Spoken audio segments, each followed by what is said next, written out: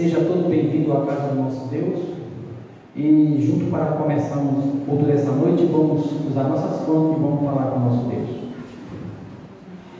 Querido e amado Deus, muito agradecido, Pai, pela oportunidade que o Senhor nos dá de estar aqui na Tua casa para louvar e exaltar o Teu santo nome. Dá-nos a Tua bênção, que o Seu Santo Espírito, sabemos que já está aqui conosco, que Ele permaneça aqui conosco, nos protegendo, guardando, e que nada nem ninguém venha atrapalhar ou militar na Tua palavra. Dá-nos a Tua bênção, o Teu perdão, é que eu te peço e te rogo em nome e por amor de Jesus. Amém.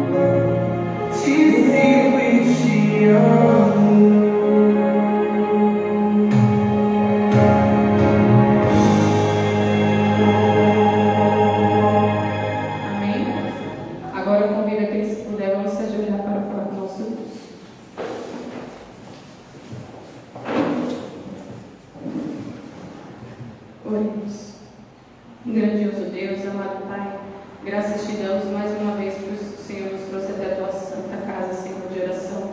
Muito obrigado, meu Deus. Cuida daqueles que não podem vir, Senhor, pois o Senhor sabe, conhece cada um. O Senhor possa ser com eles onde quer que eles estejam. Também eu te peço que o Senhor possa ser com aqueles que estão nos assistindo, Senhor. Abre a mente deles, Senhor. Quebranta aqueles corações para ouvir a tua palavra, Senhor. Assim eu também te peço, nós que estamos aqui, quebranta nossos corações para ouvir a tua palavra e botar em prática. Nos ajude, Senhor. Eu te peço também que nós venhamos nos esvaziar e encher do teu amor, do seu Santo Espírito, Senhor, pois sem o Senhor nós não conseguimos nada. Então que a gente possa ser mensageiro do seu amor, Pai. fomos, que o Seu doce Santo Espírito possa ir à frente, Pai, nos ajudando, porque sem o Senhor nós não conseguimos, Senhor. Eu te peço também que o Senhor seja com aqueles que vai nos ensinar hoje a Tua palavra, com Pedro, com a sua e com a Daiane, Senhor. Que o Seu doce Santo Espírito seja com eles, Pai. Ilumine a mente deles e também a nossa mente para entender mais a Tua palavra, Senhor. Pois o Senhor é nosso grande professor. Então nos ajude, Pai. Somos os Teus alunos. Nos ajude, Senhor. Eu te peço também, Senhor, que o Senhor seja com aqueles que estão nas ruas, nas prisões, nos hospitais, aqueles que estão em luto, Senhor. Que o Senhor possa confortá-lo, aquele que não aceita a morte, Senhor. Por favor, consola aqueles corações. Que eles um dia possam lembrar que quando o Senhor voltar, todos nós vamos se encontrar, Senhor. Que eles nunca percam essa esperança, que um dia o Senhor voltará para nos buscar, meu Pai. Por favor, nós não venhamos esquecer disso. Também te peço que o Senhor possa ser com aqueles que estão afastados dos seus caminhos, Senhor. Que eles possam voltar dos seus braços de onde eles nunca deveriam ter saído, Senhor. Por favor, é que eu te peço. Por amor de Jesus. Amém. Agora vamos ouvir uma mensagem musical com o irmão Cássio.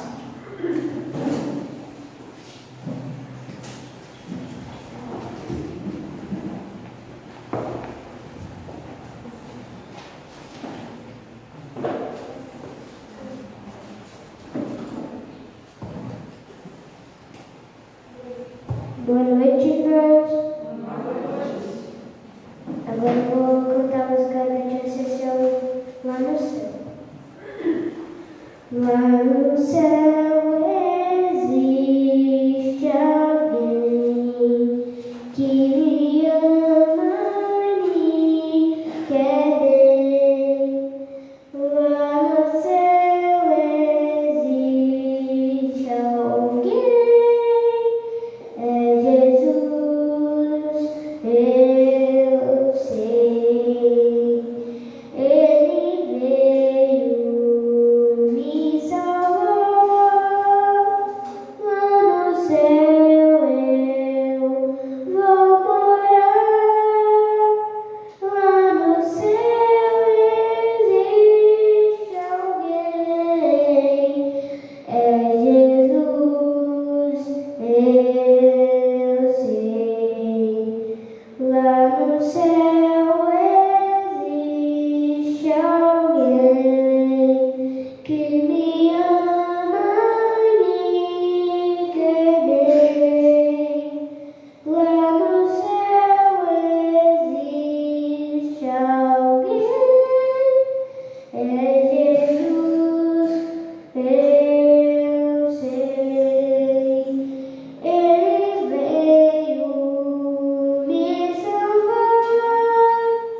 Lá no céu eu vou morar. Lá no céu existe alguém. É Jesus, eu sei. Amém, irmãos.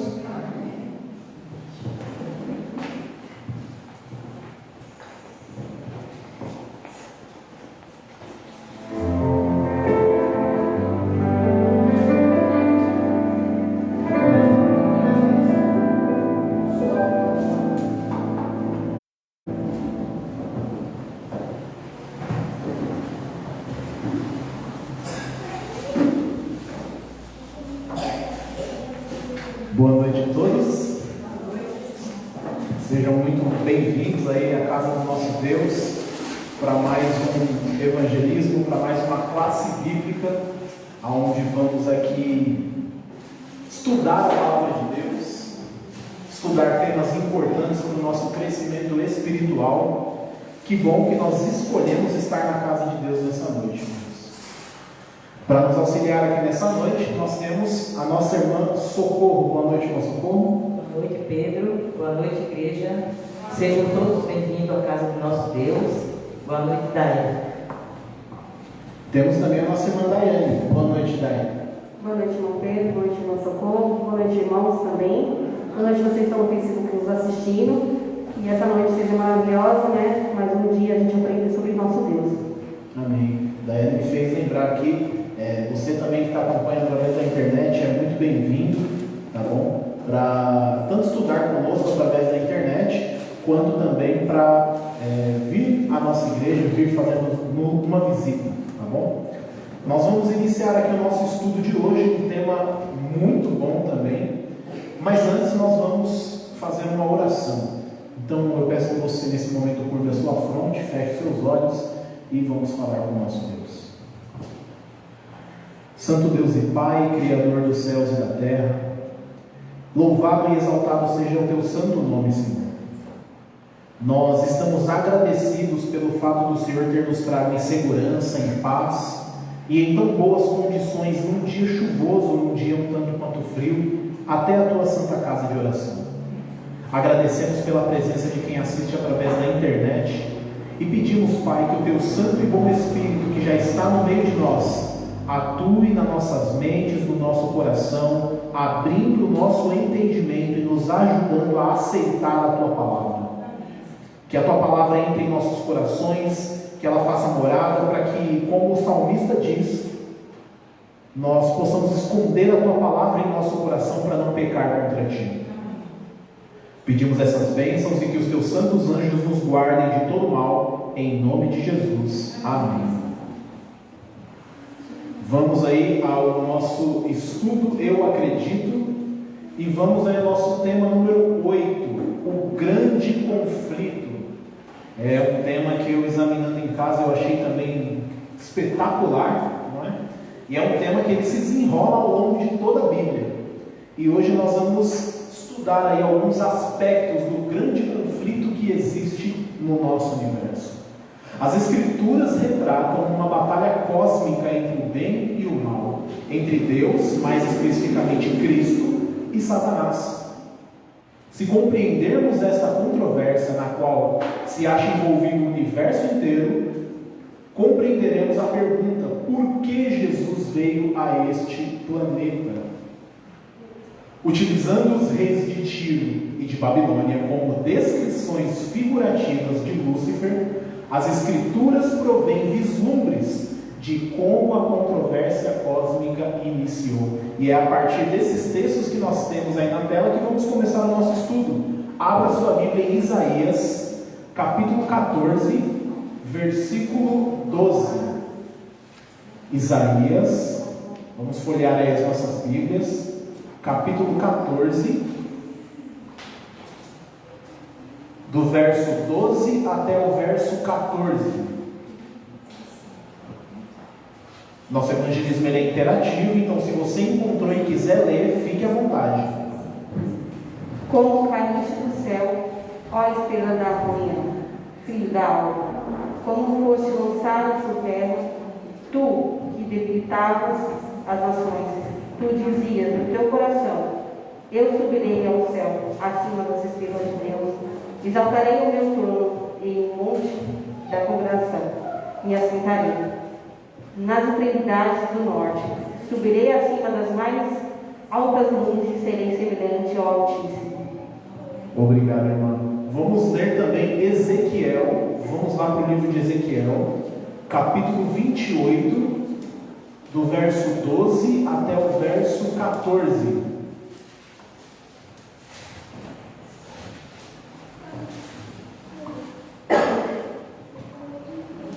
Ezequiel 28, do verso 12 ao 14, quem encontrar pode ler.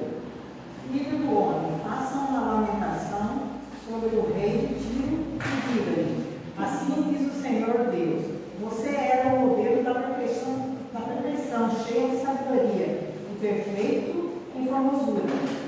Você estava no Éden, jardim de Deus, e se cobria de todas as pedras preciosas, sardio, topázio, diamante, berilo, ônix, jaspe, safira,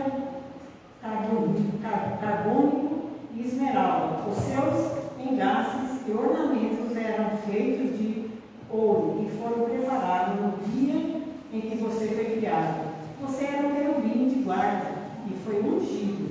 Eu o estabeleci.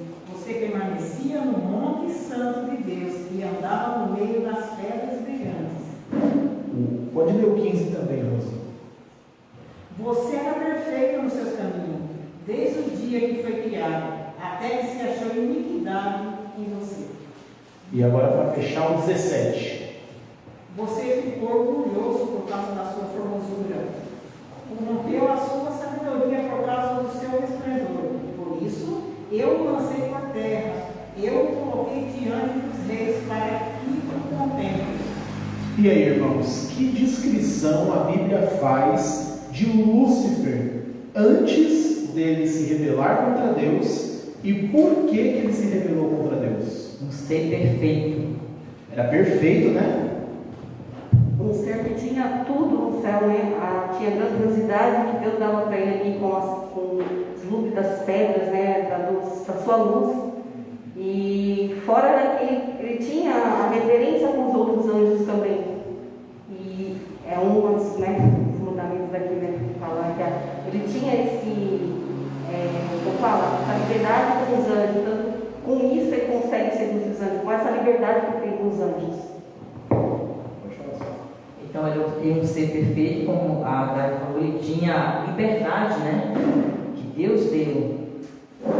E ele, mas o que eu quero assim expor é assim.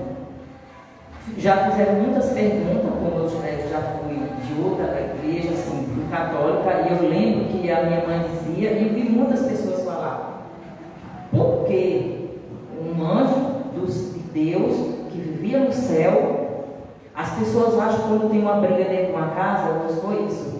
Fala, nossa, na casa não tem briga, ali não tem Deus, a briga, mas a gente tem que entender que Satanás vivia ao lado de Deus, e hoje ele é Satanás, mas ontem ele é um anjo de luz.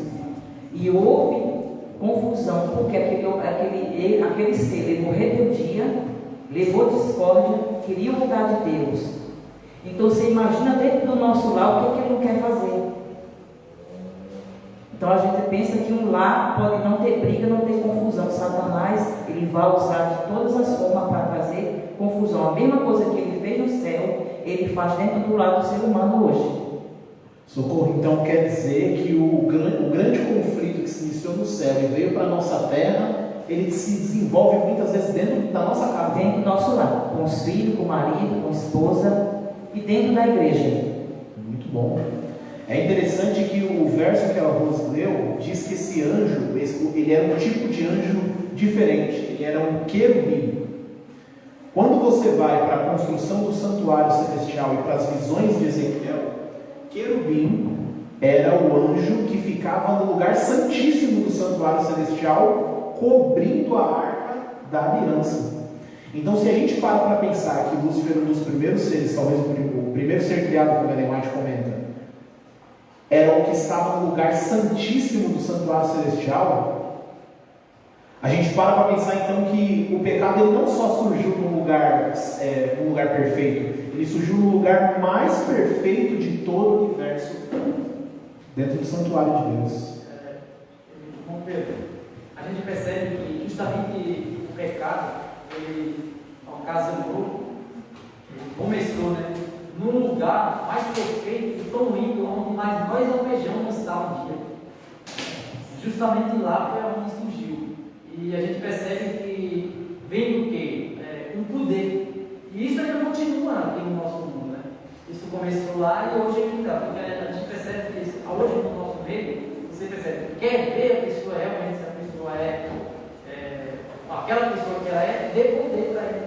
Né? Então a gente vê isso até hoje no mundo que nós vivemos. Ele reinou lá e continua hoje reinando no nosso meio. É interessante a gente observar também de que, veja, o mal ele não se originou com Deus, irmãos.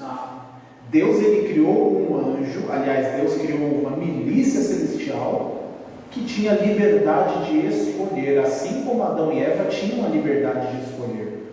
Só na liberdade que pode existir amor verdadeiro, correto? Se você obriga alguém a te amar, isso não é amor. Então, só se a pessoa escolher te amar. E Lúcifer ele tinha essa escolha. Só que, como nós vimos nos textos, elevou-se o coração na tua formosura, ele queria se assentar acima das estrelas de Deus, ele queria a posição de Deus, não queria amar como Deus ama, mas queria ser adorado como Deus é adorado. Ô Pedro, Pode falar. existia uma insatisfação em Satanás com aquilo que ele tinha. Ele não aceitou que Deus, a liberdade que Deus deu para ele. Ele era insatisfeito. Eu trago hoje para nós a insatisfação. A gente tem que tomar muito cuidado. A gente está insatisfeito com tudo. O inimigo pode usar essa insatisfação e nos colocar no coração algo que às vezes a gente deseja, e isso ser contra nós. A insatisfação é uma coisa assim muito ruim, porque às vezes a gente está no trabalho e está insatisfeito, se está em casa está insatisfeito, se está dentro da igreja está insatisfeito, nada está bom. É uma coisa que a gente deve tomar muito cuidado com a insatisfação. Eu não estou satisfeito com aquilo que Deus me permite ter, com aquilo que a posição que eu tenho. Eu sempre estou querendo algo a mais. É uma insatisfação. Lúcio não estava satisfeito com aquilo que Deus, a posição dele. O apóstolo Paulo vai dizer, né, que estando com dinheiro, estando pobre, perseguido ou em paz, ele sempre aprendeu a ser grato a Deus em todo tipo de situação. Então, aquilo que Deus nos dá, nós temos que aceitar. Também queria citar a missão, né, dele, que ali demonstrava, né? A gente, hoje, para as nossas vidas, a gente também tem uma missão, né, de almejar um carro, uma casa, né, arranjar roupas boas, mas a gente tem que ter um limite dessa ambição, né? Porque às vezes quando a gente passa desse limite da ambição, a gente passa por cima das pessoas, a gente perde a liberdade de escolha, né? A gente tem essa opção de liberdade de escolha. Então foi isso que Lúcio se perdeu. Ele foi tão ansioso que ele perdeu a noção da liberdade que ele tinha. Muito bem. Ali no último slide menciona Gênesis 3 em relação a como esse grande conflito que começou no céu veio se instalar no nosso planeta. E em Gênesis 3, como nós vimos no último estudo, Satanás tenta Eva, engana Eva, Eva dá o fruto para o seu esposo e ambos desobedecem a palavra de Deus, trazendo sobre a terra a maldição do pecado. E a maldição do pecado ela foi se aprofundando tanto que chega no momento em Gênesis capítulo 6 que Deus fala que o ser humano tinha se corrompido de tal forma, ele usa até uma expressão dura, né, que às vezes as pessoas não entendem bem. Fala assim que Deus se arrependeu de ter feito o homem. É interessante a gente observar que o arrependimento de Deus ele não é como o arrependimento do ser humano. Deus ele não erra para que ele se arrependa. O arrependimento de Deus é simplesmente uma mudança no juízo que é determinado sobre o ser humano de acordo com a escolha que o ser humano toma. E aí, como o ser humano se corrompeu mais e mais, como você vê aí na imagem, Deus mandou o dilúvio, né, para destruir o pecado. Porém, Deus ele sempre manteve a sua promessa de salvação para o ser humano. E essa promessa é renovada em Abraão. Olha o que diz aí na sua Bíblia, no livro de Gênesis, capítulo 12. Gênesis 12, versos 1 a 3. Gênesis capítulo 12, do versículo 1 ao versículo 3. Aquele ou aquela que encontrar e quiser ler, fique à vontade. Ora, disse o Senhor a Abraão: sai da tua terra, da tua parentela e da casa do teu pai, e vai para a terra que te mostrarei. De ti farei uma grande nação, e te abençoarei, e te engrandecerei o nome. Se tu uma bênção. Abençoarei os que te abençoarem, e amaldiçoarei os que te amaldiçoarem. Em ti serão benditas todas as famílias da terra. Muito obrigado, irmão. Lá no capítulo 3 de Gênesis, a gente poderia até ler, olha o que diz no verso 15, Gênesis 3, versículo 15.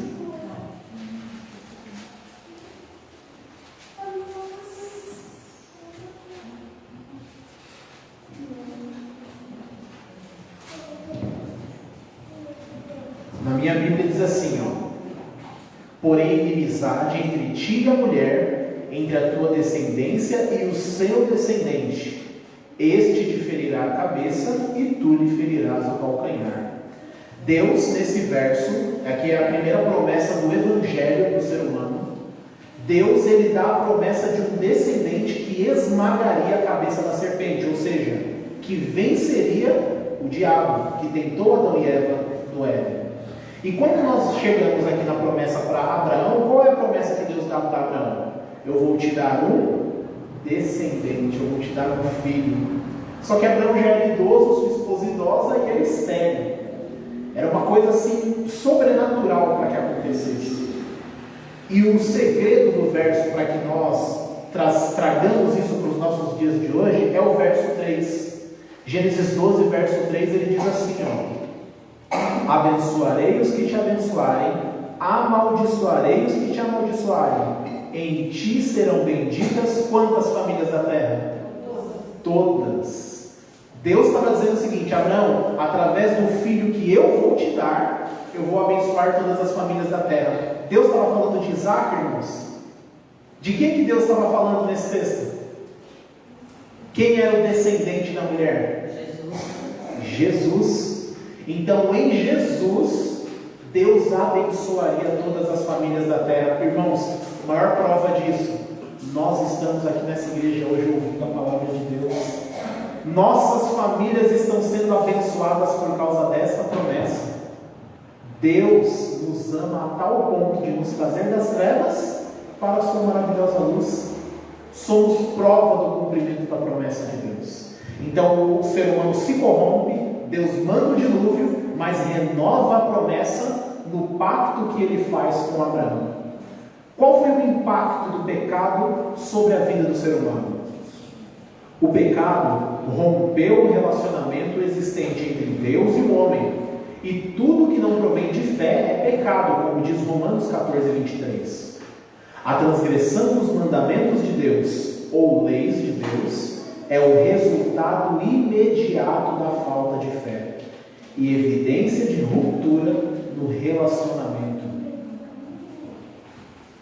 Através do plano da salvação, Deus pretende restaurar a confiança no Criador, a qual leva a um relacionamento de amor que se manifesta através da obediência. Conforme observou Cristo, o amor conduz à obediência. Vamos ler esse texto que está aí na tela? Abra na sua Bíblia em João, capítulo 14, versículo 15. Abra aí na sua Bíblia, Evangelho de João, você que está em casa também, capítulo 14, verso 15. Depois que todos encontrarem, quem quiser ler, fique à vontade. Se me amais, guardarei os meus mandamentos. Um texto curto, mas, como a gente diz no ditado popular, uma mensagem curta e grossa, né, irmãos? Como que eu demonstro que eu amo a Deus? Guardando os mandamentos. Então quer dizer, seu povo, que se eu vivo, eu digo que eu aceitei Jesus, por exemplo. Todo mundo é pecador, todo mundo tem as suas falhas. Mas se eu vivo em aberta rebeldia contra Deus, eu amo a Deus? Não. Muitos dizem assim: eu amo Deus, eu tenho Jesus, mas o que eu demonstro quando eu digo que amo Deus? Ele quer uma demonstração. Quando eu amo, eu digo que amo a minha família. Eu demonstro o que para eles? Eu tenho que demonstrar algo. Então, para Deus, quando eu digo que amo Deus, eu tenho que demonstrar algo. A obediência. Por que Lúcia caiu? Porque ele desobedeceu. Por que Adão caiu? Desobediência. Então, Cristo foi o único perfeito em obediência até a morte de cruz. Obedeceu a Cristo, a Deus, o próprio Filho. Então, se nós queremos vencer, eu vejo obediência para eu vencer.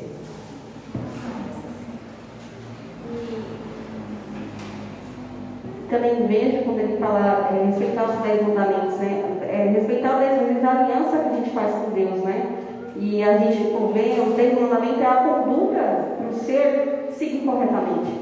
É a conduta que você tem perante a Deus de formalizar o teu amor com Ele, formalizar a sua união, o teu caráter com Ele. É a proposta que você tem com Ele e Ele contigo na tua vida. Não adianta você dizer que ama e bater, ou xingar, ou desobedecer, falando isso nos relacionamentos humanos, né? Você diz que ama o seu pai e sua mãe, desobedece ele. Você diz que ama a sua esposa, você maltrata a esposa, ou vice-versa com o esposo. Dizemos que amamos a Deus, mas se não guardamos os mandamentos, estamos falando da boca para fora. Isso que ele nos pede é tipo o mínimo, né, que nós podemos fazer. faz e fala tanta coisa, isso é o mínimo que a gente poderia fazer. E além disso, o que ele pede não é só por simples fato de obediência, sim para o próprio nosso bem. Tudo que ele pede é para o nosso bem, não é só tipo, se faz isso que eu estou mandando, e sim para o nosso bem. Deus é tão maravilhoso que fez algo para o nosso bem, não para falar, me obedece porque eu sou Deus, e sim para o nosso próprio bem, a gente não faz isso. Eu vou comentar duas coisas em cima do que você falou e já dou a palavra para o Joselito. Ellen White comenta o seguinte: se nós víssemos como Deus vê, ou seja, o futuro, todas as consequências das nossas ações, todos os resultados dos caminhos que tomássemos, se nós víssemos como Deus vê, nós tomaríamos exatamente as mesmas decisões que Deus tomou para a nossa salvação. Nós só somos rebeldes contra Deus porque nós não queremos aceitar o que Ele tem para nós, porque nós não vemos como Deus vê. Mas Ele diz que os planos dele são maiores e os pensamentos dele são mais altos. Deus sabe mais do que nós. Outra coisa, você falou que é o mínimo, né? E que Deus faz para o nosso bem. A Priscila cantou uma música aqui ontem que ela fala assim que Deus ele já fez tudo. A gente só tem que fazer o quê? Descansar nele. É uma mensagem muito bonita. João? A gente percebe quanto Deus nos ama, não só nós, tudo aquilo que Ele cria. Desde lá do início, quando, por exemplo, quando Ele criou o mundo, Ele sabia que isso ia acontecer. Ele sabe do passado. Mas Ele não quis criar um robô. Ele poderia falar, eu sei que vai acontecer isso, então eu vou fazer ele para que ele faça o que eu quero. Ele amou de uma forma ou não, ele vai ter o livre-arbítrio para ele ter a escolha. E assim, sabendo que a gente também ia também rejeitar ele. Ele poderia ter parado ali e falar, vamos criar porque ele vai me rejeitar. Ele não vai me aceitar. Mas não, ele ama tanto, ele gosta tanto daquilo que ele cria, que ele continuou, e sabendo da oportunidade do livre-arbítrio que ele ia dar, sabendo que a gente tinha ainda contrato de tanto rejeitar como também aceitar. Interessante. Algumas pessoas, inclusive eu, antes de me tornar cristão, a gente se pergunta, a gente cria muita abobrinha na cabeça em relação a Deus, irmãos. E aí eu ficava pensando assim, poxa, mas se Deus sabia que Lúcifer ia ser o que foi, ia fazer o que foi, por que Deus não deixou de criar Lúcifer, né? Criou um outro anjo? Ou por que Deus não acabou com aquilo antes de vir para a nossa terra? Porque a gente sofre, a gente às vezes fica se perguntando por causa do sofrimento, né? Irmãos, para pensar no seguinte, principalmente vocês que têm filhos, e mais de um filho, né? Quem tem filhos, sempre um filho é mais obediente que o outro, ou um filho às vezes dá um problema e o outro não. Já pensou se você fosse onisciente, você conhecesse o futuro, e você soubesse qual filho seu vai dar problema e qual não? Aí quando ele nascesse, você matasse o seu filho. Já pensou nisso? Já parou para pensar nisso? Aí algumas pessoas podem argumentar, mas se Deus fizesse isso lá na criação, ninguém ia saber. Irmãos, Deus ia saber. E a Bíblia diz que Deus não compactua com o erro. Então, Deus ele criou, mesmo sabendo que ele ia se perder, que ele ia fazer tudo o que ele fez, sim. Porque se Deus não criasse, Deus não respeitaria o livre-arbítrio das suas criaturas. Irmãos, o nosso Deus, ele respeita tanto a nossa decisão, que é uma vergonha a gente tomar a decisão de desobedecer ele. Sabia disso? E até, viu Pedro? Pode falar. Até hoje, a gente também hoje, por exemplo, hoje uma pessoa que não tem um filho, que nunca teve filho, ele pode, no mundo que nós vivemos hoje, ele pode pensar assim, eu posso ter um filho e ele ser uma pessoa mal. Mas nem por isso ele vai deixar de querer ter um filho. Exatamente. Vamos seguir. Esse ponto eu acho muito interessante.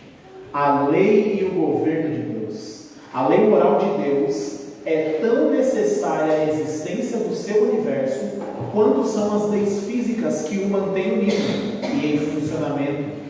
Pecado, como diz 1 João 3,4, é a transgressão da lei, ou a ausência de lei, de acordo com a palavra grega que é anomia. A ausência de lei resulta na rejeição de Deus e de seu governo. Agora olha que interessante.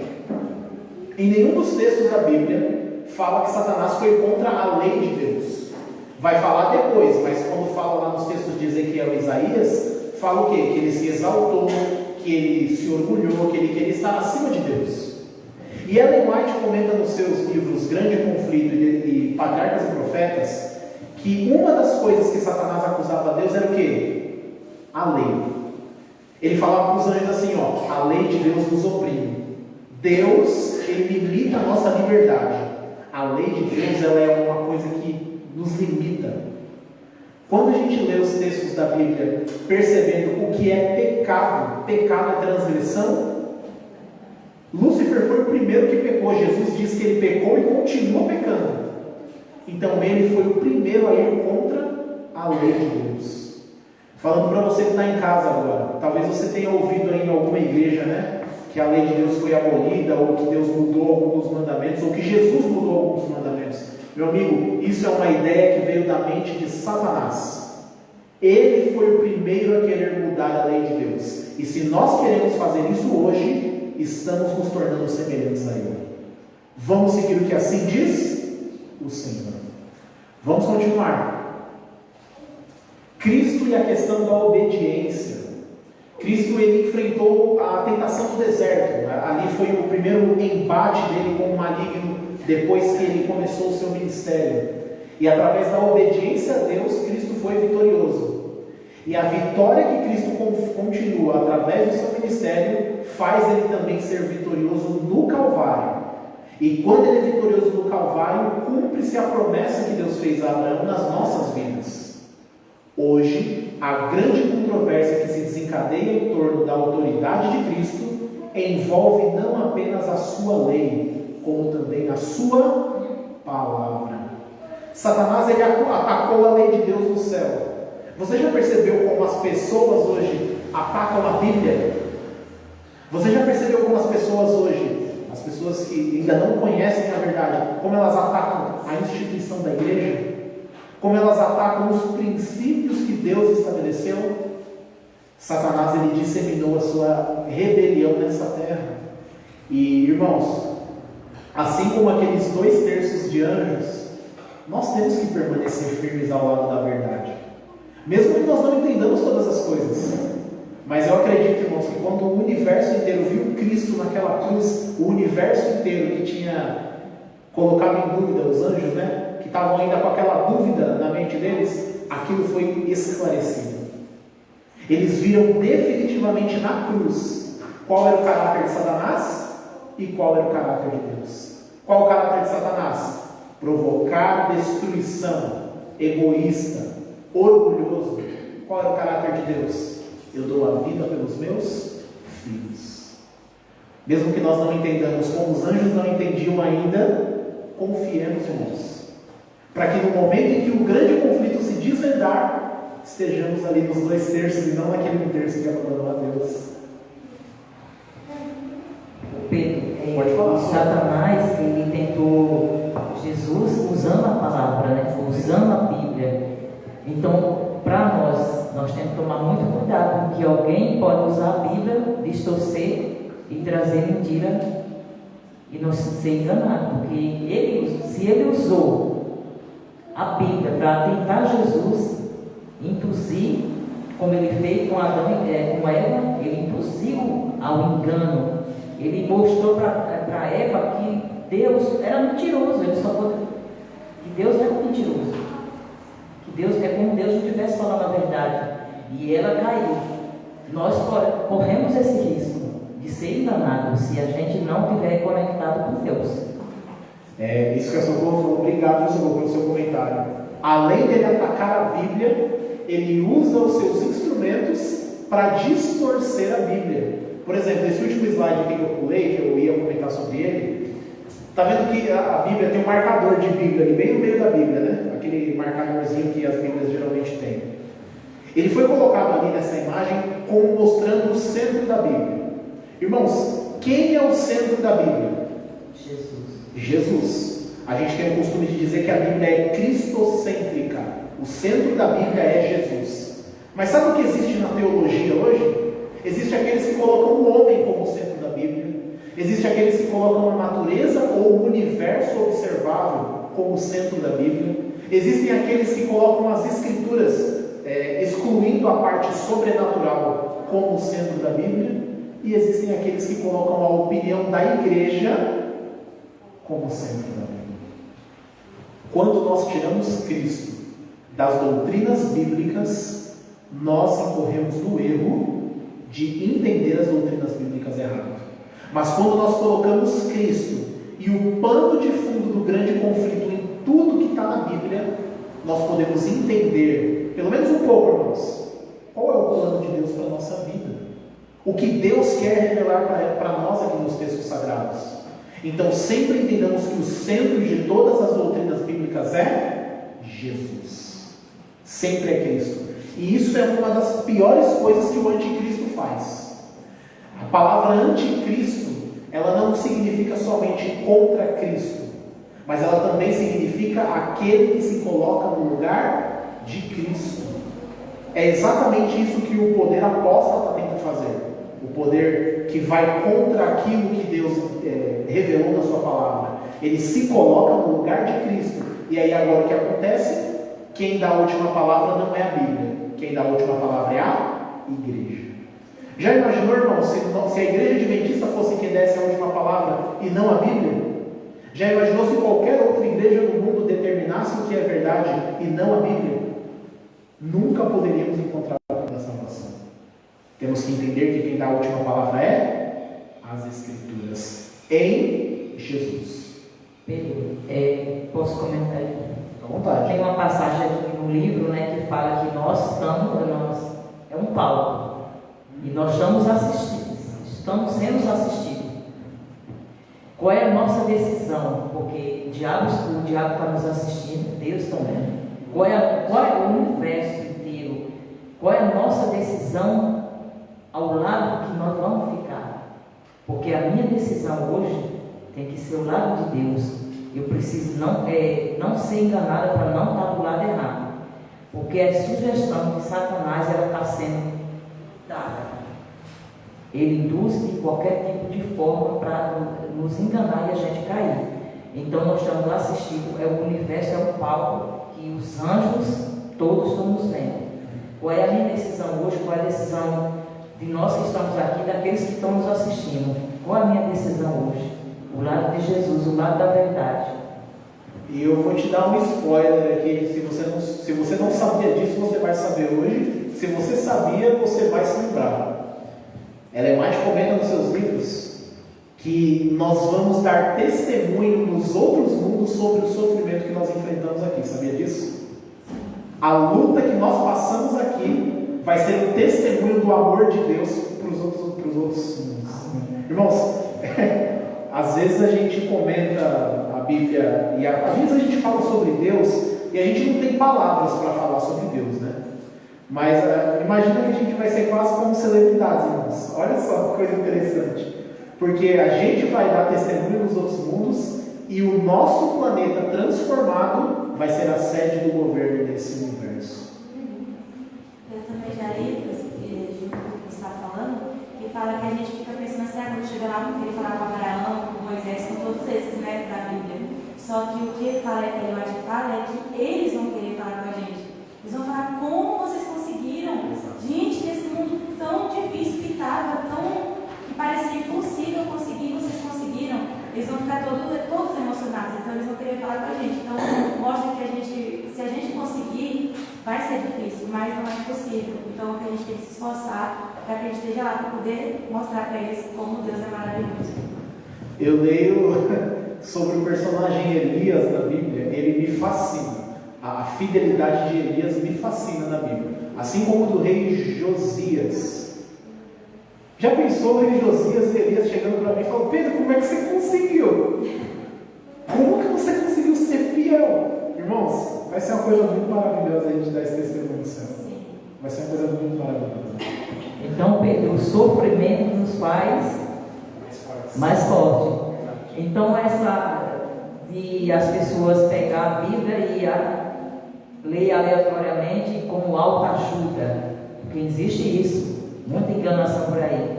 Pegam a Bíblia e vão ler de autoajuda. Mas não ensina eu ser firme na palavra, não ensina eu viver no sofrimento que eu posso vencer. Então essa autoajuda aí é uma enganação. Nas igrejas, hoje a gente percebe isso nos púlpitos. Irmãos, inclusive em alguns púlpitos adventistas, inclusive isso tem entrado, tá? É o coaching. Coaching é uma palavra que vem do inglês que tem a ver com treinamento. É uma pregação muito voltada para a autoajuda, para a autoestima, para você ser melhor, para você ser o bom. É uma pregação sempre voltada para o ser humano. Não é uma pregação voltada na pessoa do Senhor Jesus Cristo. Lembra que eu falei no último slide? Quem é o centro da Bíblia? É Jesus. Então a nossa pregação tem que ter como centro Jesus. É Jesus que vai ser a minha ajuda. Não é eu que vou tirar uma força de dentro de mim e vou conseguir ser mais forte. É uma força que vem de fora de mim que vai me fazer mais forte. Esse texto que está aí na tela eu queria ler com você. Efésios, abra sua Bíblia no livro de Efésios, capítulo 6, versículo 12. O significado da doutrina. Vai falar sobre a realidade do conflito que nós estamos enfrentando. Efésios, capítulo 6, verso 12. Quem encontrou, pode ler. Porque nós temos. Opa! Pois nós não estamos lutando contra seres humanos, mas contra as forças espirituais do mal, que vivem nas alturas, isto é, os governos, as autoridades e os poderes que dominam completamente este mundo de escuridão. Obrigado, irmão. Está lendo na nova tradução da linguagem de hoje, né? Irmãos, a nossa luta é contra quem? É contra aqueles que falam mal contra a igreja adventista? É contra aquele que pisa no meu carro dentro do trem, do ônibus? A minha luta é contra as pessoas? Mas às vezes a gente perde o foco, não perde, irmãos? A gente olha para os erros dos outros e a gente... Tem pessoas que é usada, né? Para ser usada do inimigo para atingir ali o nosso ponto fraco, né? E quando a gente olha para a gente, é onde a gente perde, porque quando diz, pisa no calo, ali às vezes está desfocado ali, um pouquinho de Cristo, você está na carne, você não está no Espírito, você reage da mesma forma. Irmãos, às vezes dentro de casa, o esposo com a esposa, às vezes a Karine fala alguma coisa ali, e eu já estou ali pensando na resposta para retrucar. É que nem a Salvador falou, né? Está no Espírito e não está na carne, né? Quando você não está preparado para as ciladas que o maligno vai jogar dentro da sua casa, você vai pecar também. E aí você vai dar lugar para o maligno entrar. Nós temos que ser que nem Jesus, irmãos. É difícil, não é fácil. Mas, sendo que nem Jesus, nós seremos mais que vencedores dele. Letícia? Eu acho que a nossa luta é maior contra a gente mesmo, do que até contra o próximo. Porque muita gente fica só esperando que o outro seja calmo, seja manso, paciente. Mas na primeira oportunidade a gente acaba. A gente não tem paciência, não tem sabedoria. Então, para que a gente nem orar mais, né? E ler mais, porque Deus vai ajudar a gente a melhorar cada dia. Né? É por isso, irmãos, que a nossa classe bíblica de domingo ela é interativa. Socorro comenta, Joselito comenta, os irmãos participam. Irmãos, vocês enriquecem o estudo. Nosso maior inimigo é o meu eu. Só o meu eu pode fazer com que eu perca a vida eterna. Sabia disso? Nem o diabo pode me fazer perder a vida eterna. Porque se a minha vida estiver escondida em Cristo, ele pode me matar, ele pode fazer eu sofrer, ele pode fazer qualquer coisa. Mas a minha vida está escondida em Jesus. Se eu me deixar levar pelo meu próprio eu, aí eu caio. Aí a gente cai e ainda quer culpar aquele que foi usado. O outro foi usado, não fui eu. É bem assim, né? Mas os dois foram usados, não adianta. Mas é uma questão, se você se deixar, você não vai. Deixa o outro usar lá, você não vai nem culpar ele. Mas aí você quer culpar, você caiu e vai falar que foi ele. Aí é capaz do outro estar lá de cima e você ficar. Tá vendo? Eu usei ela, mas eu vi ela ficou. O ser humano ele é terrível, irmãos. Criado à semelhança de Deus para ser reis dessa terra, governantes. Mas depois do pecado, com a natureza carnal, a gente se tornou terrível, irmãos. A gente se tornou terrível. Só Jesus para nos conduzir de novo para os braços do Pai.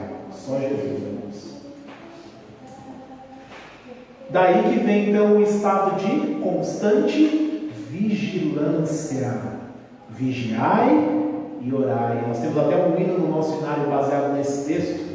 E ali o Salmo 24, verso 8 diz que nós temos que depositar a nossa confiança, nosso poder naquele que é forte e poderoso, irmãos. O Senhor. o poderoso nas batalhas espirituais que nós temos que vencer. O mistério do sofrimento. Essa questão ela é bem complexa. Como eu disse anteriormente, o mal ele não se originou com Deus, aquele que ama a justiça e aborrece a iniquidade. Não pode ser acusado diante da miséria do mundo. Satanás, um anjo caído, é o responsável pela crueldade e sofrimento. Quando nós olhamos para este mundo e nós dizemos assim, Deus é todo poderoso. Deus é todo poderoso, irmãos? Deus é todo poderoso, irmãos? Amém por isso. Amém. Ele é o próprio poder, né? Ele é o poder. Deus é todo poderoso. Deus é amor, irmãos. Então, se Deus é todo poderoso e Deus é amor, por que existe sofrimento? Muitas pessoas vão fazer essa pergunta para nós, como fazem ao longo de toda a história.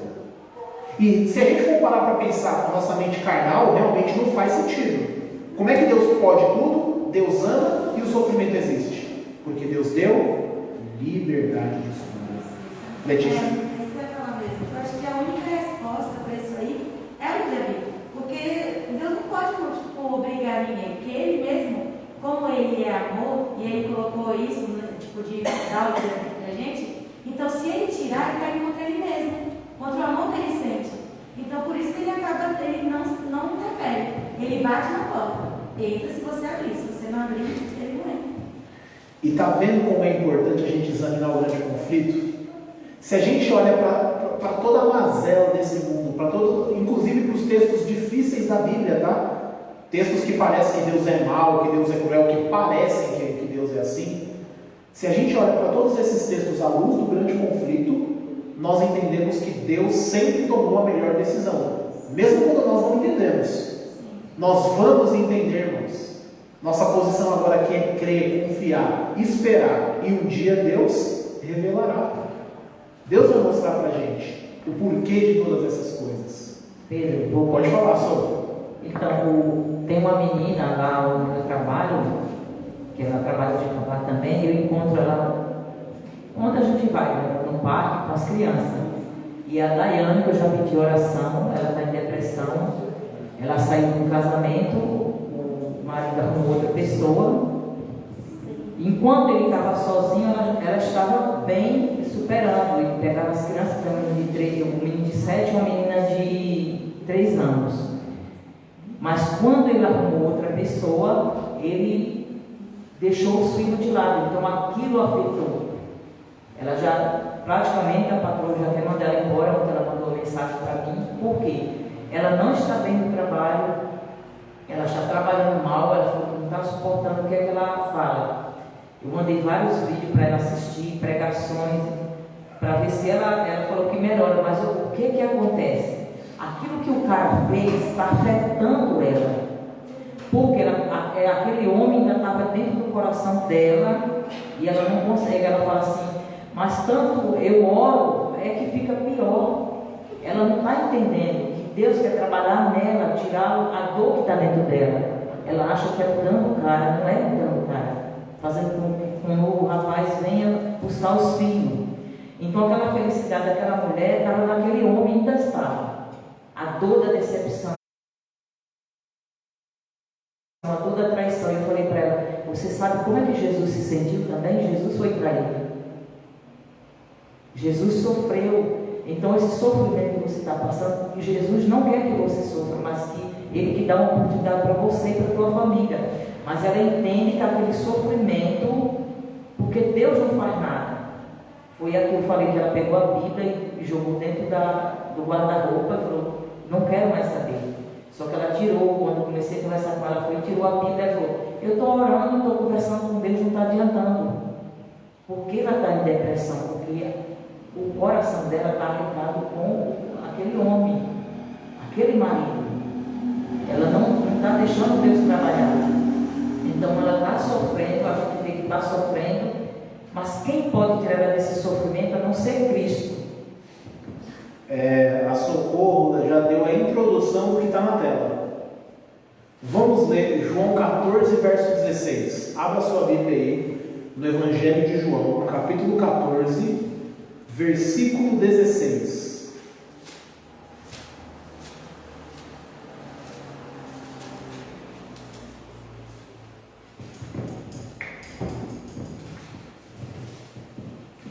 Eu vou ler aqui na minha Bíblia e vocês acompanham aí na de vocês. Diz assim, ó: e eu rogarei ao Pai, e Ele vos dará outro Consolador, a fim de que esteja, por quanto tempo? Para sempre convosco. Agora vai lá para Mateus 28. Mateus 28, versículo 20.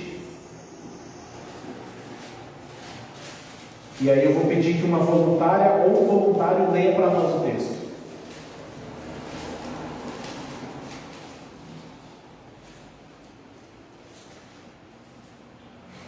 Ensinando-os guardar todas as coisas que eu vos tenho mandado, e eis que estou convosco todos os dias até a consumação dos séculos. Amém. Por quanto tempo Ele está conosco, irmãos?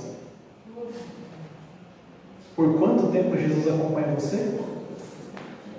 Até a consumação, através do ministério do Espírito Santo. Jesus pessoalmente não está mais aqui conosco, mas através da presença do seu Espírito, que é onipresente. Lembra o salmista quando ele fala assim, ó: Senhor, para onde eu me ausentarei do teu Espírito? Se eu vou para o meio do mar, o Senhor está lá. Se eu vou para um buraco, o Senhor está lá. Se eu vou para o mais alto do céu, o Senhor está lá. O Espírito Santo, ele é onipresente. Nós falamos isso em estudos anteriores. Então, através do ministério do Espírito Santo, irmãos, o próprio Jesus está conosco todos os dias até a consumação dos séculos. Por isso que ali fala o interesse de Cristo pelo mundo. Essa pessoa que está sofrendo, você que deve estar em casa, se você estiver me assistindo, você estiver sofrendo, se você que está aqui na igreja hoje está passando por algum tipo de sofrimento profundo, alguma coisa que está te afetando, irmãos, entenda, Deus, ele tem interesse na sua felicidade. E talvez, a sua felicidade eterna, neste momento, dependa do sofrimento que você está passando agora, para te ensinar algo, talvez. Pode acontecer, Deus prova a nossa vida muitas vezes, inclusive para salvar outras pessoas através de nós.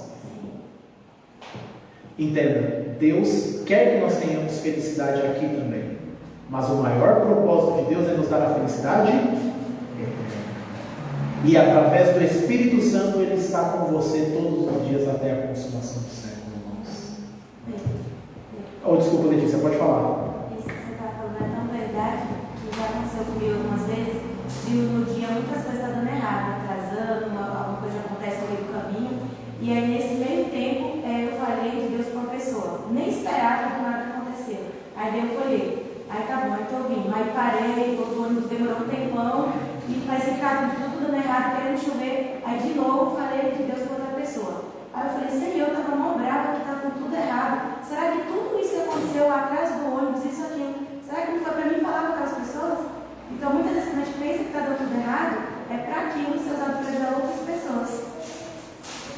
Muito bom. A salvação da humanidade achava-se em jogo durante o ministério e morte de Cristo, pois Ele veio para oferecer a vida para a remissão dos nossos pecados. Ao assim proceder, vindicou o caráter e a lei e o governo do Pai, contra os quais Satanás lançara falsas acusações. Com esse slide a gente vai chegando ao final do nosso estudo de hoje. É um estudo curto, mas para mim, particularmente, foi um estudo muito profundo. E o tema do estudo, inclusive, foi o grande conflito, né? Eu tenho aqui comigo, não é o original, tá? Mas é a versão, na tradução de hoje. O grande conflito, de autoria de Ellen White. Você que está em casa, você que está aqui na igreja, pode nem ser adventista, nem... Irmão, é um livro ótimo. É um livro maravilhoso que conta a história do povo de Deus nessa terra. Desde o começo daquela igreja cristã até o final glorioso que Deus vai dar para ela. E no último parágrafo do livro, Ellen White diz assim, eu gostaria que você prestasse muita atenção nessa frase, porque talvez você já tenha ouvido ela antes. E pode ser que em algum momento da sua vida ela deixou de fazer sentido. Que o Espírito Santo toque o seu coração para que ela faça sentido hoje de novo na nossa vida. Diz assim, ó. Depois que Deus destruiu o pecado, que Deus criou a nova terra, Ellen White diz, o grande conflito terminou. Pecado e pecadores já não mais existem. O universo inteiro está purificado. Um único pulso de harmonia e júbilo ecoa pela vasta criação. Daquele que criou todas as coisas, fluem luz, vida e felicidade, através do espaço ilimitado, desde o menor dos átomos até o maior dos mundos, todas as coisas, animadas e inanimadas, em sua beleza imaculada e alegria perfeita, declaram que Deus é amor. Que nós, irmãos, com o estudo de hoje, possamos firmar a nossa convicção na palavra de Deus, para que no momento que essas palavras forem ditas, nós estejamos contemplando a nova criação de Deus. Vamos nos colocar de pé e vamos cantar agora a música tema para encerrarmos o evangelismo dessa noite.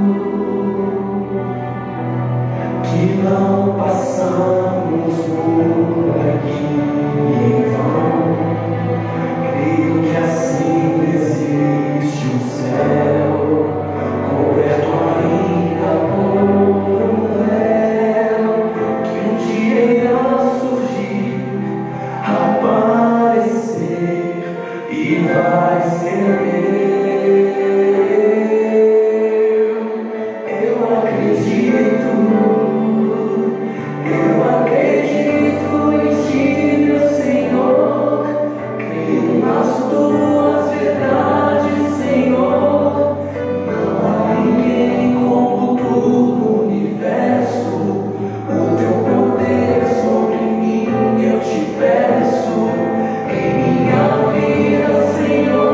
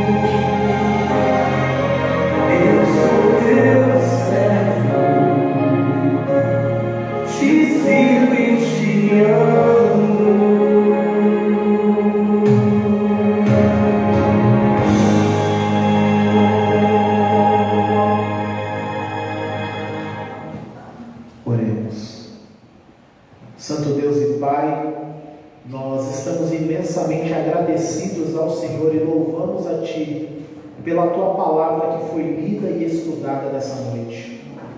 Nós agradecemos, Pai, porque nós cremos que o Teu Santo Espírito trabalhou na nossa mente, trabalhou no nosso coração. Nós cremos, Pai, que a Tua palavra nessa noite foi implantada dentro do nosso coração. E nós pedimos, Pai, que no momento da necessidade, no momento da ira, no momento em que nós estivemos deixando o lado carnal falar, que a Tua palavra que veio ao nosso coração nessa noite, que ela venha à nossa mente, que nós lembremos da Tua palavra, para que nós não pequemos contra Ti, Senhor. Nos ensina a ser mais parecidos com Jesus, porque no grande conflito, Pai, o vitorioso é Ele. E o comportamento que Ele teve nessa terra é o comportamento que nós, que queremos ser vitoriosos, devemos ter. Portanto, nos ensina a ser mansos e humildes de coração como Ele foi. Deus amado, cuida da nossa vida, proteja-nos enquanto vamos aos nossos lares provisórios, guarda-nos nesta semana que nós não conhecemos. E como disse na Tua palavra que foi lida hoje, nós cremos que o Senhor estará conosco todos os dias, até a consumação dos séculos. Guarda a nossa fé, a nossa esperança em Ti, é o que pedimos em nome de Jesus. Amém. Podeis assentar, faça a sua oração silenciosa e estaremos à porta para cumprimentar a cada